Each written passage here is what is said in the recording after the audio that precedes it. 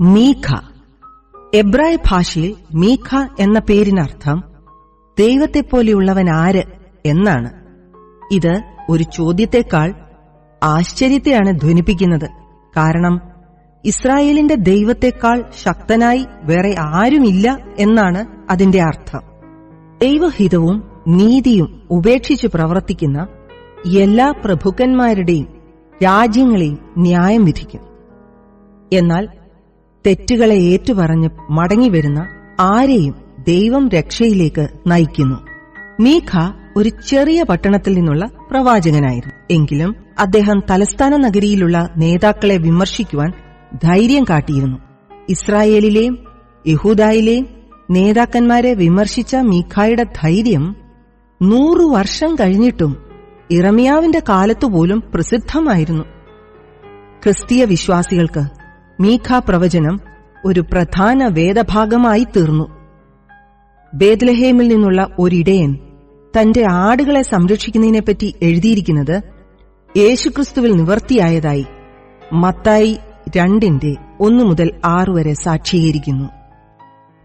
ഇസ്രായേലിലെ പൂർവികന്മാരായ അബ്രഹാമിനോടും ഇസഹാക്കിനോടും യാക്കോബിനോടും മോശയോടും ദൈവമുണ്ടാക്കിയ ഉടമ്പടി പ്രകാരം അവർ ദൈവത്തെ മാത്രം ആരാധിക്കുകയും കൽപ്പനകൾ അനുസരിക്കുകയും ചെയ്താൽ ഭൂമിയും ധാരാളം സന്താന പരമ്പരകളും ലഭിക്കുമെന്ന് വാഗ്ദാനം ചെയ്തിരുന്നു. മീഖായുടെ സന്ദേശത്തിൽ ധാരാളം ഇസ്രായേലിയർ ന്യായപ്രമാണം അനുസരിക്കാത്തതു മൂലം വാഗ്ദാനം നഷ്ടപ്പെടുത്തുന്നു എന്ന് പറയുന്നുണ്ട്. ഈ സന്ദേശം വടക്കൻ രാജ്യത്തിന്റെ തലസ്ഥാനമായ ശമരിയയ്ക്കും തെക്കൻ രാജ്യത്തിന്റെ തലസ്ഥാനമായ യെരുശലേമിനും പ്രത്യേകമായി നൽകുന്നതാണ്.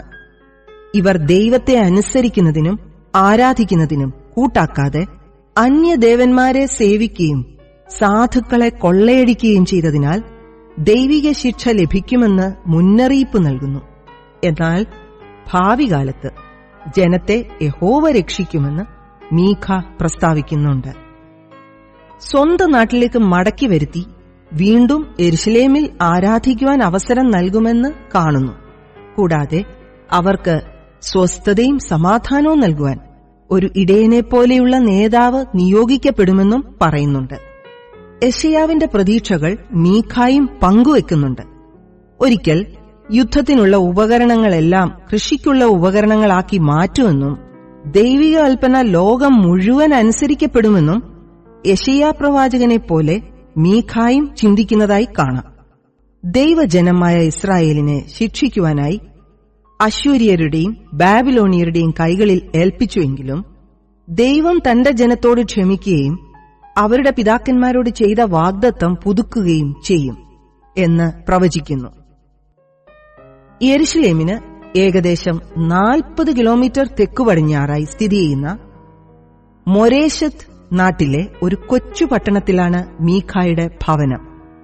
ആഹാസ്, ഹിസ്കിയാവ് എന്നിവർ യഹൂദ ഭരിച്ചിരുന്നപ്പോഴായിരുന്നു മീഖായുടെ പ്രവചനകാലം.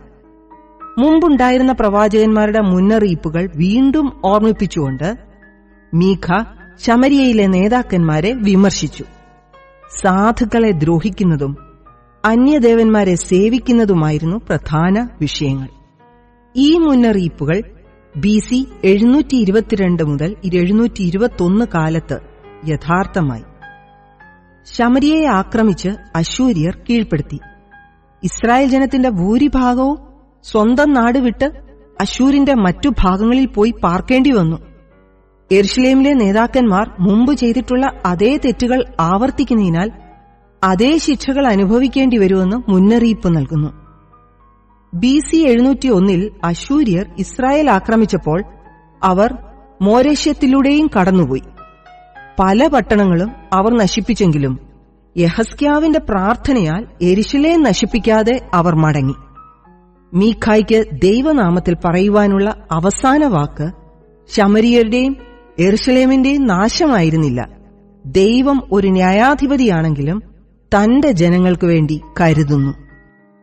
ഒരിക്കൽ ജനം മടങ്ങി യെരുശലേമിലെത്തുമെന്നും ഒരു പുതിയ ഭരണാധികാരി ഒരു ആട്ടിടയനെപ്പോലെ ദൈവമക്കളെ വിശ്വസ്തയോടെ നയിച്ച് സമാധാനകാലം വരുത്തുമെന്നും പ്രവചിക്കുന്നു.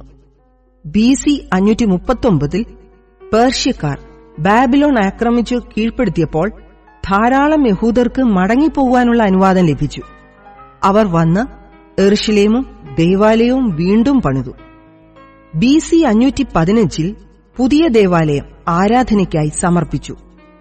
മീഖായുടെ പ്രതീക്ഷാനിർഭരമായ വാക്കുകൾ ഇസ്രായേലിലെ പല പ്രവാചകന്മാരുടെയും മഹാവാഗ്ദാനങ്ങൾ പ്രതിധ്വനിപ്പിക്കുന്നു.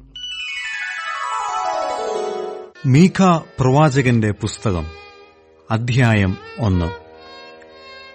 യോഥാം, ആഹാസ്, യെഹിസ്കിയാവ് എന്നീ യഹൂദാ രാജാക്കന്മാരുടെ കാലത്ത് മോരസ്ഥ്യനായ മീഖായിക്ക് ഉണ്ടായതും അവൻ ശമര്യയെയും യെരുശലേമിനെയും കുറിച്ച് ദർശിച്ചതുമായ യഹോവയുടെ അരുളപ്പാട്.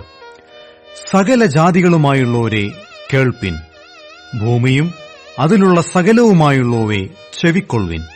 യഹോവയായ കർത്താവ് തന്റെ വിശുദ്ധ മന്ദിരത്തിൽ നിന്ന് കർത്താവ് തന്നെ നിങ്ങൾക്ക് വിരോധമായി സാക്ഷിയായിരിക്കട്ടെ. യഹോവ തന്റെ സ്ഥലത്തുനിന്ന് പുറപ്പെട്ട് ഇറങ്ങി ഭൂമിയുടെ ഉന്നതികളിന്മേൽ നടകൊള്ളുന്നു. തീയുടെ മുമ്പിൽ മെഴുകുപോലെയും കിഴുക്കാൻ തൂക്കത്തിൽ ചാടുന്ന വെള്ളം പോലെയും പർവ്വതങ്ങൾ അവന്റെ കീഴിൽ ഉരുകുകയും താഴ്വരകൾ പിളർന്നുപോവുകയും ചെയ്യുന്നു. ഇതൊക്കെയും യാക്കോബിന്റെ അതിക്രമം നിമിത്തവും ഇസ്രായേൽ ഗൃഹത്തിന്റെ പാപങ്ങൾ നിമിത്തവുമാകുന്നു. യാക്കോബിന്റെ അതിക്രമം എന്ത്? ശമര്യയല്ലയോ? യഹൂദയുടെ പൂജാഗിരികൾ ഏവ യെരുശലേം അല്ലയോ?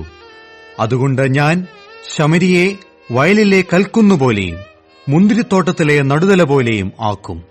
ഞാൻ അതിന്റെ കല്ല് താഴ്വരയിലേക്ക് തള്ളിയിടുകയും അതിന്റെ അടിസ്ഥാനങ്ങളെ അനാവൃതമാക്കുകയും ചെയ്യും. അതിലെ സകല വിഗ്രഹങ്ങളും തകർന്നുപോകും. അതിന്റെ സകല വേശ്യാസമ്മാനങ്ങളും തീപിടിച്ച് വെന്തുപോകും. അതിലെ സകല ബിംബങ്ങളെയും ഞാൻ ശൂന്യമാക്കും. വേശ്യാസമ്മാനം കൊണ്ടല്ലോ അവൾ അത് സ്വരൂപിച്ചത്. അവ വീണ്ടും വേശ്യാസമ്മാനമായി തീരും. അതുകൊണ്ട് ഞാൻ വിലപിച്ച് മുറയിടും. ഞാൻ ചെരുപ്പില്ലാത്തവനും നഗ്നനുമായി നടക്കും. ഞാൻ കുറുനരികളെപ്പോലെ വിലപിച്ച് ഒട്ടകപക്ഷികളെപ്പോലെ കരയും. അവളുടെ മുറിവ് പൊറുക്കാത്തതല്ലോ. അത് യഹൂദയോളം പരന്ന് എന്റെ ജനത്തിന്റെ ഗോപുരമായ യെരുശലേമിനോളം എത്തിയിരിക്കുന്നു. അത് ഗത്തിൽ പ്രസ്താവിക്കരുത്, ഒട്ടും കരയരുത്. ബേതഫ്രയിൽ പൊടി വീട് ഞാൻ പൊടിയിൽ ഉരുണ്ടിരിക്കുന്നു. ശാഫീർ അലങ്കാര നഗരനിവാസികളെ, ലജ്ജയും നഗ്നതയും പൂണ്ട് കടന്നുപോകുവിൻ. സയനാൻ പുറപ്പാട് നിവാസികൾ പുറപ്പെടുവാൻ തുനിയുന്നില്ല. ബേത് ഏസലിന്റെ വിലാപം നിങ്ങൾക്ക് അവിടെ താമസിപ്പാൻ മുടക്കമാകും. യഹോവയുടെ പക്കൽ നിന്ന് യെരുശലേം ഗോപുരത്തിങ്കൽ തിന്മ ഇറങ്ങിയിരിക്കിയാൽ മാരോത്ത് കയ്പ് നിവാസികൾ നന്മയ്ക്കായി കാത്ത് പിടയ്ക്കുന്നു. ലാഖീഷ് ത്വരിത നഗരനിവാസികളെ, തുരകങ്ങളെ രഥത്തിന് കെട്ടുവിൻ. അവർ സീയോൻ പുത്രിക്ക് പാപകാരണമായി തീർന്നു. ഇസ്രായേലിന്റെ അതിക്രമങ്ങൾ നിന്നിൽ കണ്ടിരിക്കുന്നു. അതുകൊണ്ട് നീ മോരേശെത്ത് ഗത്തിന് ഉപേക്ഷണ സമ്മാനം കൊടുക്കേണ്ടിവരും.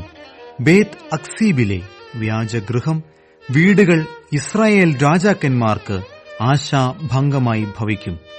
മാരേശ കൈവശം നിവാസികളെ, കൈവശമാക്കുന്ന ഒരുത്തനെ ഞാൻ നിങ്ങളുടെ നേരെ വരുത്തും. ഇസ്രായേലിന്റെ മഹത്തുക്കൾ അതുല്ലാമോളം ചെല്ലേണ്ടിവരും. നിന്റെ ഓമന കുഞ്ഞുങ്ങൾ നിമിത്തം നിന്നെ തന്നെ ക്ഷൗരം ചെയ്ത് മൊട്ടയാക്കുക.